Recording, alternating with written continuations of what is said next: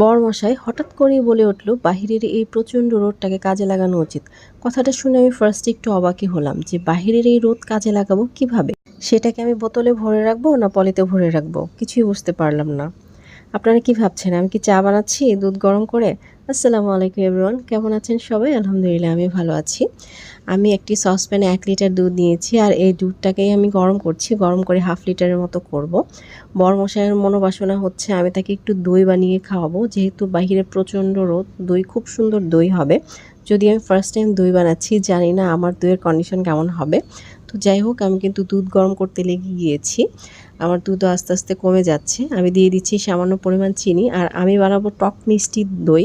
আমার টক মিষ্টি দইটা খেতেই বেশি ভালো লাগে। আপনারা যদি মিষ্টি দই খেতে চান তাহলে চিনির পরিমাণটা একটু বাড়িয়ে দিবেন।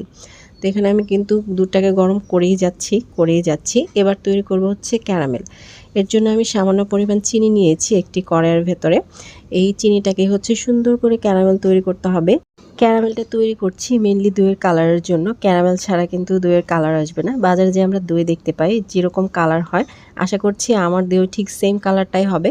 আমি অন্য চুলে দুধটাকে বসিয়ে রেখেছি, আর এদিকেই তো দই দেখতে পাচ্ছেন। আজকে আমি কিন্তু মিষ্টি দই দিয়ে দই তৈরি করব। সেজন্য দইটাকে আমি রেখে দিয়েছি পানি ঝরার জন্য, যেহেতু ফ্রিজে ছিল। আর এইদিকে হচ্ছে আমি ক্যারামেল তৈরি করছি। ক্যারামেল তৈরি করার সময় কিন্তু আঁচটাকে অবশ্যই মিডিয়ামে রাখতে হবে, হাই করা যাবে না। হাই করলে ক্যারামেলটা পুড়ে যেতে পারে, আর পোড়া ক্যারামেল দিয়ে কিন্তু খেতে একদমই ভালো লাগবে না, গন্ধ আসবে। আমার এদিকে কিন্তু ক্যারামেল তৈরি করা শেষ। আমি সসপ্যান থেকে কিছুটা দুধ হচ্ছে কড়াইয়ে ঢেলে দিলাম ক্যারামেলটাকে মিক্সড হওয়ার জন্য। এই তো কালারটা কিন্তু দেখতে পাচ্ছেন, এখনই দেখতে অনেক ভালো লাগছে। এবার হচ্ছে সেই ক্যারামেলটাকে আমি সসপ্যানে ঢেলে নিয়েছি। এবার আমি অনবরত নাড়তে থাকবো যতক্ষণ পর্যন্ত ক্যারামেলটা ভালোভাবে মেল্ট হয়ে না যায়। দেখতে পাচ্ছেন আমার কিন্তু স্পুনের মধ্যে অনেকটা ক্যারামেল লেগে আছে, আর এই ক্যারামেলটা হচ্ছে মেল্ট হয়ে যাবে, একটু টাইম লাগবে, কোনো সমস্যা নেই। আমি ততক্ষণ নাড়তেই থাকবো। ক্যারামেলটা কিন্তু খুব সুন্দরভাবে মিক্সড হয়ে গিয়েছে দুধের সাথে, আর আমার স্পুনেও কিন্তু কোনো ক্যারামেল লেগে নেই। আপনারা কালারটাই দেখতে পাচ্ছেন, এত সুন্দর লাগছে। দই হওয়ার আগে কিন্তু দুধের কালারটা অনেক সুন্দর লাগছে। এবার হচ্ছে আমি দইটাকে প্রসেস করে নেব। দইটাকে অবশ্যই নর্মাল টেম্পারেচারে থাকতে হবে। আমার দইটা ডিপে ছিল, সেজন্য আমি একটা স্ট্রেনারে রেখে পানিটা ঝরিয়ে নিয়েছি এবং একদম নর্মাল টেম্পারেচার করে নিয়েছি, রুম টেম্পারেচার যেটাকে বলা হয়। এবার হচ্ছে আমি দইটাকে ভালোভাবে ফেটিয়ে নিচ্ছি। অবশ্যই দুধে দেওয়ার আগে দইটাকে খুব ভালোভাবে ফেটিয়ে নিতে হবে, এবং কিছুটা দুধ দিয়ে ফার্স্ট হচ্ছে মিক্সড করে নেবেন, দেন হচ্ছে ঢেলে দেবেন। এবার আমি দইটাকে দুধের সাথে কিছুক্ষণ খুব ভালোভাবে মিক্সড করে নিব, যতক্ষণ পর্যন্ত পুরো দইটা দুধের সাথে মিক্সড হয়ে না যায়। তো খুব ভালোভাবে কিন্তু মিক্সড হয়ে গিয়েছে, আর দেখতেও কিন্তু মাশাআল্লাহ অনেক ভালো লাগছে। এবার আমি অল্প অল্প দুধ নিয়ে হচ্ছে গ্লাসে ঢেলে নিচ্ছি। ওয়ান টাইম যে গ্লাসগুলো রয়েছে, আজকে আমি এগুলোতেই দই বানাবো। খুব একটা বেশি পরিমাণে হবে না, সেটা আমি দেখেই বুঝতে পেরেছিলাম, কারণ যখন দুধটাকে আমি জাল করে কমিয়ে নিয়েছি, বেশ অনেকটাই কমে গিয়েছিল। এখানে 3 গ্লাসের মতো হয়েছে, যদিও ফুল 3 গ্লাস হয়নি। তো যাই হোক, দেখতে আমার কাছে খুব ভালো লাগছে। ফার্স্টে তো আমি চাই ভেবে নিয়েছিলাম আমার দইটাকে।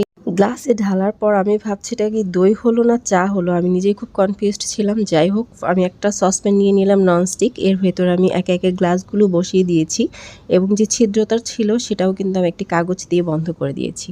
এবার আমি ছাদে চলে এসেছি একটা চেয়ার নিয়ে, এবং চেয়ারের ওপর সসপ্যানটা বসিয়ে পুরো সসপ্যানটাকে আমি একটা কম্বল দিয়ে কভার করে দিয়েছি রোদে রাখার জন্য। তো আমি সারা দিন রোদে রেখেছিলাম। অনেকেই বলে 2 ঘন্টা বা 3 ঘন্টা, আমি জানি না। আমি সারাদিন রোদে রেখে দিয়েছিলাম যতক্ষণ পর্যন্ত ছাদে হচ্ছে রোদ ছিল। এরপর হচ্ছে এনে আমি ফ্রিজে ঢুকিয়েছিলাম, যেহেতু প্রচণ্ড গরম। সো ওই দই আসলে সাথে সাথে খাওয়া যাবে না, তাই ভেবেছিলাম আমি কিছুক্ষণ রাখি, 10 মিনিটের মতো আমি ফ্রিজে রেখে দিয়েছিলাম। এরপরে বের করে এনেছি। দেখতে খুব ভালো লাগছে, যেহেতু দুধটা অনেক ভালো ছিল। খাঁটি গরুর দুধ দিয়ে আমি দই বানাচ্ছি, সেজন্য কিন্তু দুধটা বেশি জ্বালানোর ফলে ঘি জমে গিয়েছে। এই তো সাইড দিয়ে কিন্তু ঘি দেখতে পাচ্ছেন, ঘিটা দেখতেও খুব ভালো লাগছে। এই হচ্ছে দইয়ের টেক্সচার, আর দইয়ের টেস্টটা মাশাআল্লাহ অনেক ভালো ছিল। আমি একটা বাইট খেয়ে তো পুরো ফ্যান হয়ে গিয়েছে। আমি নিজেই ভাবতে পারছি না যে এটা আমার হাতের তৈরি দই। তো বরমশাইকে খাইয়েছিলাম, সে খেয়ে প্রচুর প্রশংসা করেছে, কারণ দইটা ওর জন্যই বানানো। সে আমাকে বলছিল রোদটাকে কাজে লাগানোর জন্য। ফাইনালি কিন্তু রোদটাকে কাজে লাগিয়ে ফেললাম বরমশাইয়ের কথা মতো। সে আসলে দই খেতে চেয়েছিল, যেটা সে ডিরেক্ট বলতে পারছিল না। তো আমি কিন্তু দই তাকে বানিয়ে খাইয়ে দিয়েছি। দইটা চমৎকার হয়েছে। আপনারাও বাসায় ট্রাই করুন, কেমন হয়েছে কমেন্টের মাধ্যমে জানাবেন। সবাই আমার চ্যানেলটাকে সাবস্ক্রাইব করবেন, লাইক কমেন্ট ও শেয়ার করবেন।